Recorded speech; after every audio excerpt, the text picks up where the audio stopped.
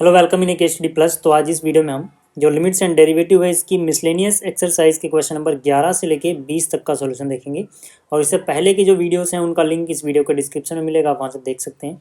तो चलिए शुरुआत करते हैं। देखो जो ये क्वेश्चन है इसमें हमें डेरिवेटिव फाइंड आउट करना है और ये बोला गया है कि यहाँ पर जो भी ए बी सी डी या पी क्यू आर एस हैं ये फिक्स्ड नॉन जीरो कॉन्स्टेंट हैं और जो एम और एन है ये इंटीजर्स हैं।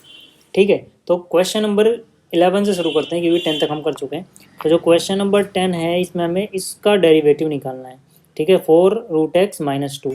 तो जो 4√x-2 है मान लेते हैं कि y के बराबर है या फिर आप इसको f(x) के बराबर भी मान सकते हो। ठीक है, तो ये मैंने मान लिया y के बराबर। अब यहाँ पर जो √x है इसका मतलब क्या होता है, देखो रूट के अंदर मान लो अगर कोई नंबर लिखा हुआ है, इसका सिंपल मीनिंग ये होता है, अगर मैं इसको एक्सपोनेंट में लिखना चाहूँ कि इस नंबर की जो पावर है number raise to the power half. ठीक, तो इसी तरह से यहाँ पर जो √x है इसका मतलब है कि यहाँ पर जो एक्सपोनेंट है वो 1/2 है। ठीक है, तो यहाँ पर हो जाएगा 4x की पावर 1/2 - 2। ठीक, अब डिफ्रेंशिएट कर देते हैं both side with respect to x। ठीक है, तो इसका डिफ्रेंशिएशन क्या हो जाएगा y डैश। ठीक है, ये जो y डैश है इसको dy/dx को डिनोट करने का एक शॉर्ट मेथड है। ठीक है ना, आप इस तरह से लिख सकते हो। अब यहाँ पे अगर इसको डिफ्रेंशिएट करोगे तो देखो 4 तो कांस्टेंट है, ये तो ऐसे ही रहेगा। यहाँ पर जो x की पावर हाफ है इसमें फॉर्मूला लग जाएगा x की पावर n का। अगर डिफ्रेंशिएशन निकाला जाए तो पहले n आ जाता है, जैसे यहाँ पे n है 1/2 तो यहाँ पे पहले आ जाएगा 1/2, फिर x की पावर जो भी थी उससे एक कम हो जाएगी, यानी एक्सपोनेंट में -1 कर दोगे। तो यहाँ पे एक्सपोनेंट 1/2 है तो 1/2 से एक कम कर दोगे। ठीक है, तो यहाँ से 2 1 जा 2 2 2 जा 4, यानी इसको सॉल्व किया तो आ गया 2। ठीक, और यहाँ पे हाफ में से एक घटाओगे -हाफ बच जाएगा। और इसको हम कैसे लिखेंगे, देखो यहाँ पे जो 2 है ऊपर रहने दो। ठीक है ना, इसको नीचे ले जाओ यानी कि x की पावर +हाफ बन जाएगी। +हाफ का मतलब क्या हो जाएगा, √x। ठीक है, तो ये हो गया पहला यानी क्वेश्चन नंबर 11। अब बात करते हैं क्वेश्चन नंबर 12 की। देखो जो क्वेश्चन नंबर 12 है इसमें है ax + b raise to the power n। यहाँ पे याद रखना कि a और b जो है ये कांस्टेंट हैं, शुरू में ही बता दिया गया है। ठीक है, तो यहाँ पर जो भी ये है इसको मान लेते हैं y के बराबर। फिर लिखते हैं differentiating both side with respect to x। ठीक है, इसका डिफ्रेंशिएशन क्या हो जाएगा y डैश। और जब इसको आप डिफ्रेंशिएट करोगे तो यहाँ पर फिर से फॉर्मूला लगाओ x raise to the power n। अगर इसका डिफ्रेंशिएशन निकालना हो तो ये होता है n x की पावर n-1। लेकिन यहाँ पे x तो नहीं है, हम डिफ्रेंशिएट कर रहे हैं विद रिस्पेक्ट टू x, लेकिन यहाँ पे x नहीं कुछ और है। तो पहले इस पूरे को समझो कि अगर ये x होता तो क्या हो जाता, n पहले आता और यहाँ पर जो x है उसकी पावर n-1 हो जाती, यही होता ना। तो इसको पहले x की तरह ट्रीट करो, तो हो जाएगा n x raise to the power n-1, बस x की जगह ये लिख देना। ठीक है, उसके बाद क्योंकि x नहीं कुछ और है और हम डिफ्रेंशिएट x के रिस्पेक्ट में कर रहे हैं तो मतलब चेन रूल लगेगा, यानी कि अंदर वाली चीज़ वापस से डिफ्रेंशिएट होगी, है ना। अब इसको भूल जाओ, अंदर वाली चीज़ इसको डिफ्रेंशिएट करोगे तो ax का डिफ्रेंशिएशन क्या हो जाएगा, a हो जाएगा। तो यहाँ पे मल्टीप्लाई में a लिखना पड़ेगा, b का तो 0 हो गया। ठीक है, तो यहाँ पे a इंटू में n क्या हो जाएगा an, साथ में ये जो भी है इसको उठा के यहाँ पे लिख दो, ये हो गया इसका डिफ्रेंशिएशन। अब बात करते हैं क्वेश्चन नंबर 13 की। जो क्वेश्चन नंबर 13 है यहाँ पर, ठीक है, उसमें क्या है ax + b की पावर n और cx + d की पावर n। इसको मान लेते हैं कि चलो ये y के बराबर है। उसके बाद दोनों तरफ अगर हम डिफ्रेंशिएट करें तो इसका डिफ्रेंशिएशन हो जाएगा dy/dx यानी कि y डैश, और यहाँ लग जाएगा प्रोडक्ट रूल। ठीक है, यानी कि यहाँ पर अगर मैं प्रोडक्ट रूल अप्लाई करूँ, प्रोडक्ट रूल क्या कहता है कि अगर आपके पास एक फंक्शन u है एक v है, दोनों मल्टीप्लाई में है और इनका डिफ्रेंशिएशन करा जाए तो ये हो जाता है u का डिफ्रेंशिएशन इंटू में v plus u v dash. ठीक है, तो यहाँ पे आपको क्या करना है, देखो ये जो भी चीज़ें पूरी पावर के साथ इसको u मानो और इसको v मान लो। ठीक है, तो क्या हो जाएगा, देखो अगर मैं प्रोडक्ट रूल लगाऊँ तो u dash v plus u ऐसे रहेगा v डैश। ठीक है, तो यहाँ पर इसको हमने u माना है, ध्यान से देखो पावर के साथ बोल रहा हूँ, मतलब n इंक्लूडेड है उसमें, raise to the power n, इसको u बोल रहे हैं हम और इसको v बोल रहे हैं। तो यहाँ पे आप देखोगे तो ये u का डिफ्रेंशिएशन साथ में v प्लस u ऐसे ही v का डिफ्रेंशिएशन। ठीक है, तो जब आप इसको डिफ्रेंशिएट करोगे जो भी इसके अंदर है तो आपको क्या मिलेगा, ध्यान से देखो चेन रूल लगेगा यहाँ पे, है ना। थोड़ी देर के लिए समझो कि ax जमा b की जगह अगर सिर्फ x होता है x की पावर n तो इसका डिफ्रेंशिएशन क्या आता, n पहले आ जाता और x की पावर n-1 आ जाता। अब क्योंकि यहाँ पे x नहीं है बल्कि उसकी जगह ax जमा b है, तो उसकी जगह ax जमा b लिख दो यार। अब अकॉर्डिंग टू चेन रूल अगर यहाँ पे x के रिस्पेक्ट में डिफ्रेंशिएट किया जा रहा है और x की जगह कुछ और है तो इसको दोबारा से डिफ्रेंशिएट करना पड़ेगा। तो ax जमा b सिर्फ इतने को दोबारा से डिफ्रेंशिएट करोगे तो क्या मिल जाएगा a, तो a साथ में मल्टीप्लाई में आ जाएगा। समझ में आ गई ये बात? ठीक है, ये चीज़ तो ऐसे ही मल्टीप्लाई में रहेगी, प्लस का सिंबल अपनी जगह रहेगा, ये चीज़ देखो अपनी जगह रहेगी। ऐसे यहाँ पे जब आप करोगे तो अब इसको सोचो थोड़ी देर के लिए x की पावर m होता तो इसका डिफ्रेंशिएशन क्या आता, m x की पावर m जो भी है उससे एक कम, m यहाँ पे इंटीजर है याद रखना, n भी इंटीजर है शुरू में बताया गया, ठीक है, इतना आ जाता। लेकिन क्योंकि ये x नहीं सी एक्स जमा डी है तो उसकी जगह x ना लिखती सी एक्स जमा डी लिखोगे और फिर इसको दोबारा से डिफ्रेंशिएट करोगे। सी एक्स जमा डी का डिफ्रेंशिएशन, डी तो कांस्टेंट है 0 हो गया, सी एक्स का क्या हो जाएगा c हो जाएगा। ठीक है, तो ये पहले आया और साथ में c भी आ जाएगा। इतनी बात समझ में आ गई। अब अगर आपको इतना क्लियर हो गया तो यहाँ से देखो ए एक्स जमा बी यहाँ पर भी है, ए एक्स जमा बी यहाँ पर भी है, यहाँ पर raise to the power n है, यहाँ पे n माइनस 1 है, तो यहाँ पे ए एक्स जमा बी की पावर n माइनस 1 कॉमन ले लो। ठीक है, तो ये देखो ए एक्स जमा बी की पावर n माइनस 1 कॉमन ले लिया। इसी तरह से सी एक्स जमा डी की पावर यहाँ m है और सी एक्स जमा डी की पावर यहाँ m माइनस 1 है, तो एक काम करो छोटी पावर यानी कि सी एक्स जमा में डी माइनस 1 इसको कॉमन ले लो। ठीक है, जब आप कॉमन लोगे तो क्या बचेगा, देखो यहाँ तो ए एन बच जाएगा और क्योंकि देखो ये तो पूरी चीज़ बाहर ले चुके हो, ठीक है, लेकिन यहाँ पे आपने क्या लिया है सिर्फ m माइनस 1। ठीक है, तो यहाँ पे m को आप क्या लिख सकते हो, m को आप लिख सकते हो m माइनस 1 प्लस 1 ना, तो m माइनस 1 कॉमन लिया तो यानी प्लस 1, यानी एक बार ये बचा हुआ सी एक्स जमा डी की पावर 1 बचा होगा तो यानी सी एक्स जमा डी आ जाएगा। इसी तरह से इस टर्म में से अगर आप देखोगे तो सी एम तो बचा रहेगा, सी एक्स प्लस डी की पावर m माइनस 1 ये तो पूरा पूरा कॉमन आ जाएगा, लेकिन इसमें से सिर्फ, ठीक है, पावर यहाँ n है लेकिन पावर n माइनस 1 ही कॉमन लिया है आपने, तो जब n माइनस 1 n में से कॉमन लोगे तो एक पावर बच जाएगी यानी कि ए एक्स जमा बी। इसको आप ऐसे समझ सकते हो कि भाई n को मैं लिख सकता हूँ n माइनस 1 प्लस 1, तो n माइनस 1 कॉमन लोगे तो पावर 1 बची रहेगी। ठीक है, तो ये आ गया इसका सॉल्यूशन। आगे चलते हैं क्वेश्चन नंबर 14 की तरफ। क्वेश्चन नंबर 14 में साइन एक्स प्लस ए इसको डिफ्रेंशिएट करना है, तो y बराबर ये मान लिया। अब यार आपको पता होगा कि यार अगर साइन एक्स होता तो इसका डिफ्रेंशिएशन सीधा सीधा आता कॉस एक्स। ठीक है, लेकिन यहाँ पे x नहीं x प्लस ए है, तो हम क्या करेंगे थोड़ी देर के लिए इसको x की तरह ट्रीट करेंगे, तो साइन एक्स का डिफ्रेंशिएशन क्या हो जाएगा कॉस, इसको x मानो कॉस एक्स। लेकिन अकॉर्डिंग टू चैन रूल अगर हम x के रिस्पेक्ट में डिफ्रेंशिएट कर रहे हैं और ये x नहीं कुछ और है तो अंदर वाली चीज़ वापस से डिफ्रेंशिएट होगी और मल्टीप्लाई में आएगा जो भी आंसर आता है। तो यानी इतने को दोबारा से डिफ्रेंशिएट करोगे, x प्लस ए का डिफ्रेंशिएशन x का 1 हो गया, a का 0 यानी ये 1 प्लस 0 1 यानी 1 मल्टीप्लाई में आएगा, इसको 1 से मल्टीप्लाई करोगे सेम चीज़ रहेगी। क्लियर हो गई बात? आगे देखो क्वेश्चन नंबर जो 15 है इसमें हमें दिया गया है cosec x into cot x. ठीक है, तो इसको y के बराबर मान लेते हैं, दोनों तरफ डिफ्रेंशिएट करते हैं, उस तरफ भी और इस तरफ भी। तो यहाँ पर तो यार इसको u समझो इसको v समझो, यानी प्रोडक्ट रूल लगने वाला है। प्रोडक्ट रूल क्या कहेगा भाई, u का डिफ्रेंशिएशन साथ में v प्लस u ऐसे ही v का डिफ्रेंशिएशन। ठीक है, तो यहाँ से पहले इसका डिफ्रेंशिएशन साथ में ये प्लस फिर ये ऐसे ही रहेगा इसका डिफ्रेंशिएशन।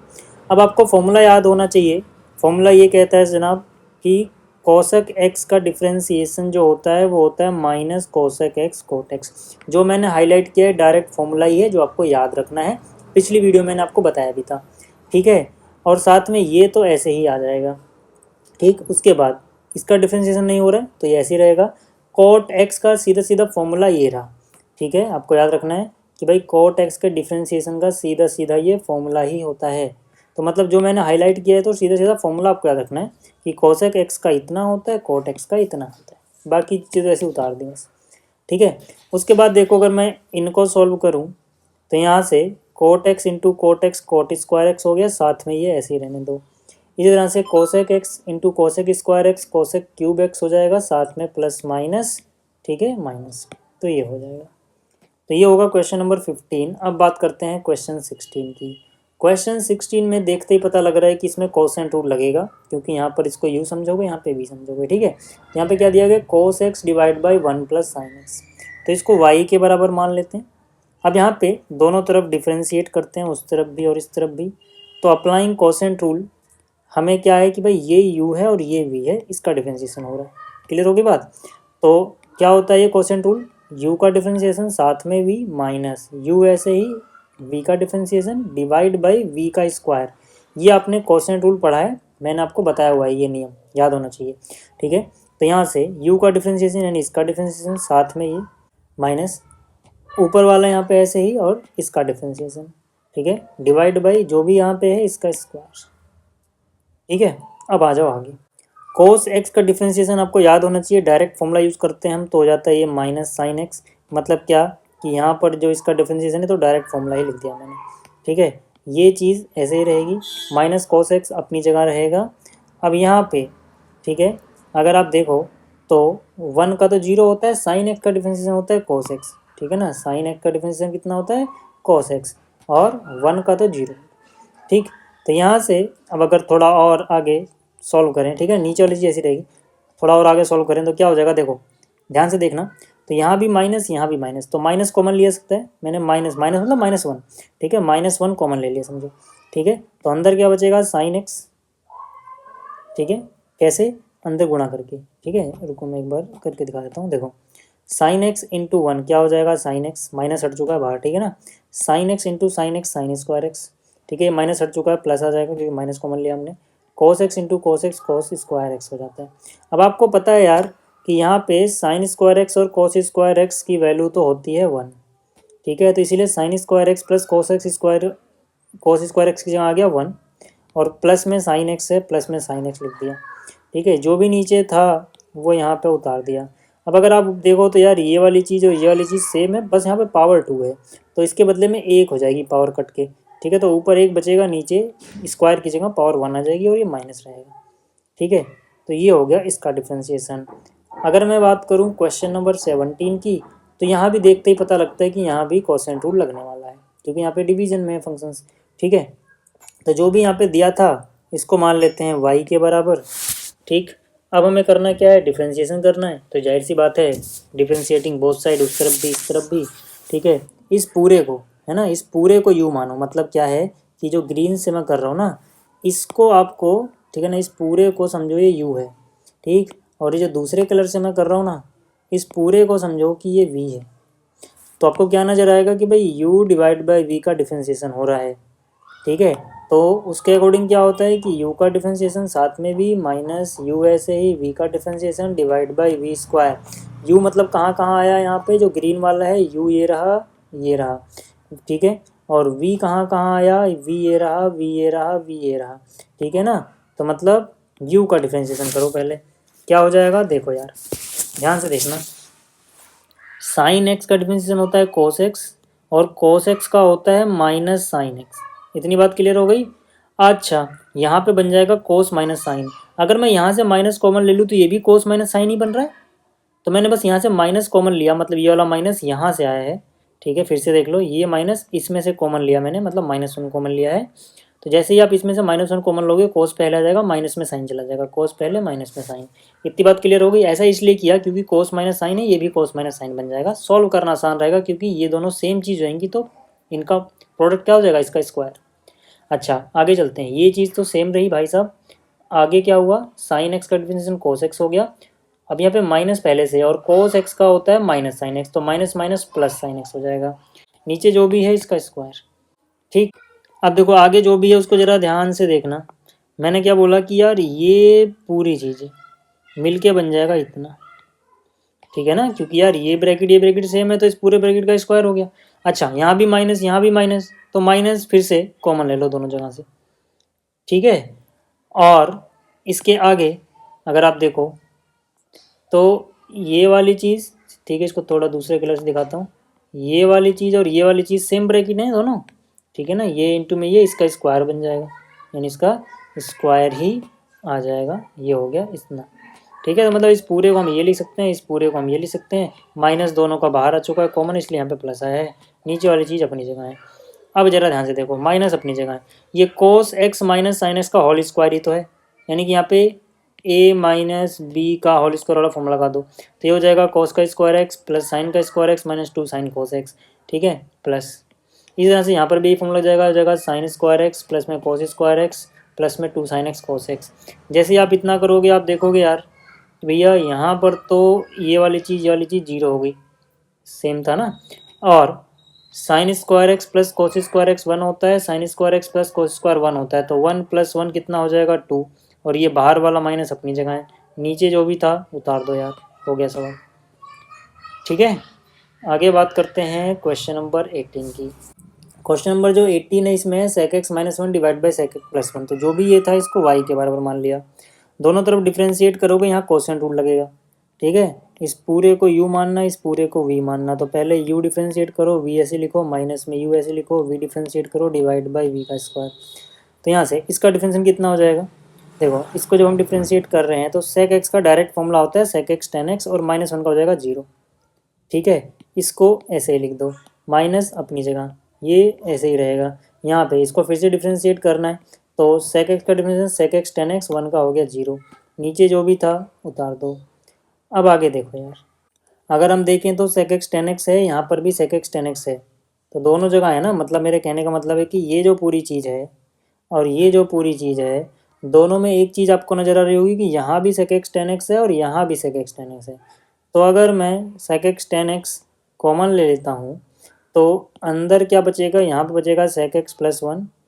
ठीक है, और यहाँ क्या बचेगा, यहाँ बचेगा माइनस में ये, तो माइनस को अंदर ले जाओगे तो माइनस sec x और माइनस माइनस +1। ठीक है, इतना हो जाएगा। अब ठीक है, एक बार इसको मिटा दूँ मैं। ठीक है, अब अगर आप आगे देखें तो sec x - sec x हो गया 0। ठीक है, 1 + 1 हो गया 2, 2 को यहाँ पे ले आओ, मतलब यहाँ आ जाएगा 2 sec x tan x, और डिवाइड में जो भी है लिख दो। ये भी हो गया यार। आगे बात करते हैं क्वेश्चन नंबर 19 की। क्वेश्चन नंबर 19 में क्या है, sin nx। ठीक है, तो इसको कैसे डिफ्रेंशिएट करोगे, ध्यान दो। आप क्या करो, देखो sin nx का मतलब समझ रहे हो ना, sin x nx का मतलब ये है, इसका मतलब होता है sin x की पावर n, ये मतलब होता है इसका। अब अगर मैं थोड़ी देर के लिए साइन एक्स जो भी है इसको x मान लो थोड़ी देर के लिए, तो x की पावर n हो जाएगा। x की पावर n का डिफ्रेंशिएशन क्या होता है, n x raise to the power n - 1। ठीक है, तो मैंने क्या लिखा, n x raise to the power n - 1, बस x को रिप्लेस किससे कर दोगे, साइन x से। अब क्योंकि हम x के रिस्पेक्ट में कर रहे हैं, लेकिन ये x तो नहीं है, ये तो कुछ और है, तो अकॉर्डिंग टू चेन रूल फिर इसका दोबारा से होगा, यानी साइन x का दोबारा से होगा, जो होता है cos x, यहाँ पे आ जाएगा। समझ में आया ना, मतलब हमने क्या किया, पहले इसको थोड़ी के लिए x माना, x की पावर n, तो हो जाता है n x की पावर n - 1। अब क्योंकि ये x नहीं है, साइन x है, तो इसको दोबारा से डिफ्रेंशिएट करोगे, n भूल जाओ, सिर्फ साइन x को, क्या हो जाएगा उसका, cos x मल्टीप्लाई में लिख दोगे। ठीक है, तो ये हो जाएगा अकॉर्डिंग टू चैन रूल। अच्छा, क्वेश्चन नंबर जो 20 है, इसमें देखो a + b sin x divide by c + d cos x है, तो इसको मान लेते हैं y के बराबर। दोनों तरफ डिफ्रेंशिएट करेंगे तो यहाँ पर इस पूरे को u मानेंगे, इसको v मानेंगे, तो इसको डिफ्रेंशिएट करना है अगर, तो यहाँ पे कोसेंट रूल लगेगा, यानी u का डिफ्रेंशिएशन साथ में v, माइनस में u v dash divide by v square. ठीक है, तो u की जगह ये आ जाएगा, इसका डिफ्रेंशिएशन, इनटू में ये माइनस, ये इस टाइम ऐसे ही रहेगा, इनटू में नीचे वाले का डिफ्रेंशिएशन, डिवाइड बाई जो भी नीचे है उसका स्क्वायर। तो ये तो कांस्टेंट है, 0 हो गया, b कांस्टेंट है साथ में रहेगा यहाँ पे, क्योंकि b के साथ मल्टीप्लाई में ना, तब इसको 0 मत लिख देना। ठीक है, और साइन x का क्या होता है, cos x, तो b sin x आ गया। ये चीज़ ऐसे ही रही, माइनस अपनी जगह रहा, ये चीज़ ऐसे ही रही, ये अकेला कांस्टेंट है तो 0 हो जाएगा। अच्छा, cos x का होता है माइनस साइन x, साथ में d है तो माइनस d sin x, इसका स्क्वायर अपनी जगह रहा। ठीक है, यहाँ तक क्लियर होगी बात। अब आगे देखो, यहाँ से अगर मैं पहले इतने फोकस करो, इसको अंदर मल्टीप्लाई करो, तो b cos x इंटू में c क्या हो जाएगा, bc cos x, फिर b cos x इंटू में d cos x क्या हो जाएगा, b इंटू में d bd, और cos इंटू cos यानी cos स्क्वायर x। ठीक है, इतनी बात क्लियर हो गई। अच्छा, माइनस माइनस देखो प्लस हो गया, माइनस का झंझट खत्म। फिर यहाँ पे a into D sine x आ गया, ad साइन एक्स, और इसी तरह से b और d करोगे bd हो जाएगा, sine into sine sine square x हो जाएगा। इतनी बार क्लियर हो गई। अच्छा, अब आगे अगर देखें तो बी सी cos x, देखो यहाँ पे मैंने सेम टू सेम उतार दिया। इसके अलावा ए डी साइन एक्स, यहाँ पर देखो मैंने सेम टू सेम उतार दिया। देखो इन दोनों को कैसे सॉल्व करोगे, दोनों के पास बी डी है, अगर मैं बी डी कॉमन ले लूँ तो बचेगा cos square x plus sine square x, है ना। मतलब अगर मैं बी डी कॉमन लूँ तो अंदर क्या बचेगा, cos square x plus sine square x. अब cos square x plus sine square x, ये तो 1 होता है, तो 1 इंटू में बी डी क्या हो जाएगा, बी डी, और नीचे जो भी है लिख दो। तो ये हो गया क्वेश्चन नंबर 20। ठीक है, तो इस वीडियो में इतना ही, बाकी क्वेश्चन हम अगली वीडियो में करेंगे। इस वीडियो को देखने के लिए धन्यवाद।